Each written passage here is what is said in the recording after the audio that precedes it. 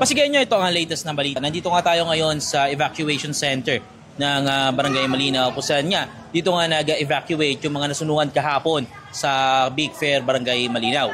Ngayon, para bigyan tayo ng mas marami pang update o na mas marami pang data, ang mga kasama natin ngayon si Sir Vincent De Los Santos na siyang presidente ng Homeowners Association ng Big Fair Bilyagwan.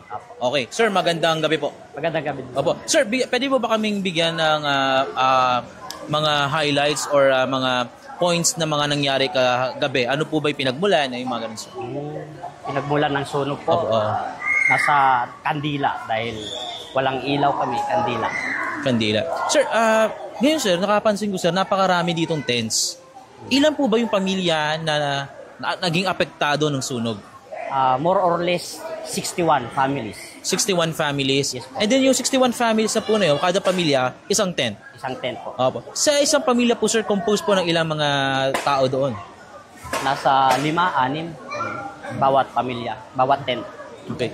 So 61 families, ilang pong household yung nasunog? Ilang pong bahay? Households. Nasa more or less umaabot kami ng 87 families kasi kami. Okay. Sir, ganito. Napansin ko rin sir na hindi naman kayo ganong siksikan dito? Hindi naman po.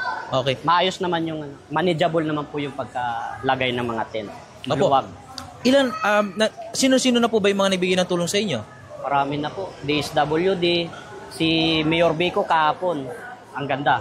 Ang bilis ng reaction ni Mayor Vico pagdating sa mga disaster desk. Nabibigyan kaagad kami ng tulong, pagkain, mga hygiene, mga unan, kumot dito sa tent na to.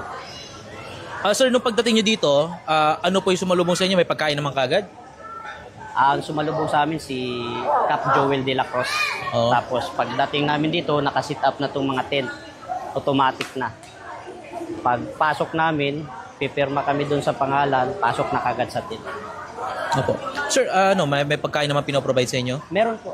Opo. Updated po. Sino po nagbibigay ng pagkain? Si DSWD, tsaka pagka wala pang dating, si Cap Joel de la Cruz ang nag-aabol. Opo. Pagdating naman po sa inyo pong personal hygiene, yung mga hygiene kits is kompleto? Kompleto po. Opo. Saan po kayo naliligo? Dito po sa likod, meron tayong liguan dyan. Maayos naman yung liguan natin dyan, malinis.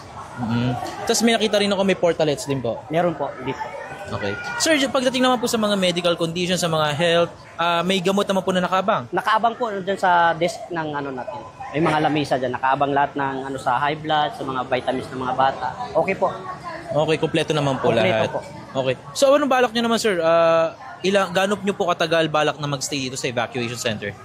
Hinihintay namin yung feedback ng DSWD kasi by Monday, pag naibigay sa amin yung financial na pampagawa ulit sa bahay namin, siguro mga abutin pa ng Martes o Merkules. Ganun. Nakapag-process na po ba kayo ng mga papers na kailangan ni DSWD? Bukas sa Monday pa namin.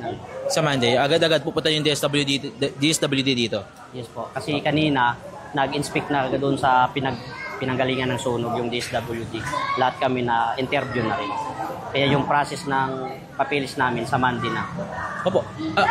Pagkatapos po, bukod po sa DSWD, meron po rin po bang tulong financial ang pamalaang lungsod ng Pasig? Meron din. Meron din.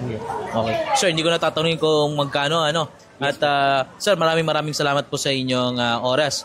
At naway magtagumpay kayo kung sakali man makapagbagong bahay, hindi bagong buhay. Bagong bahay na po ang inyong matatayo. Sir, maraming salamat Sir Vincent. At yan nga po, sabi kanina ni Sir Vincent, kompleto naman sila sa gamit, kompleto yung binibigay sa kanila. At tuloy-tuloy naman yung tulong na dumarating sa kanila, mapa-private or mula sa gobyerno. Marami rin nagbibigay mula sa kanilang mga kamag-anak. Siyempre, tinutulungan din sila. At siyempre, yung mga kaibigan nila at ng mga concerned na citizen na nagpapaabot ng tulong, use clothes or ano man. Pero kung gusto niyo po tumulong, pwede po kayong mismo pumunta na dito sa lugar ng evacuation center. Dito po yan sa Barangay Malinaw, sa kanilang covered court. At ayan nga muna ang mga pinakabagong latest dito sa evacuation center ng Barangay Malinaw. Ako si Monching para sa iNews. Pasig. Balita, buhay, Pasigueño.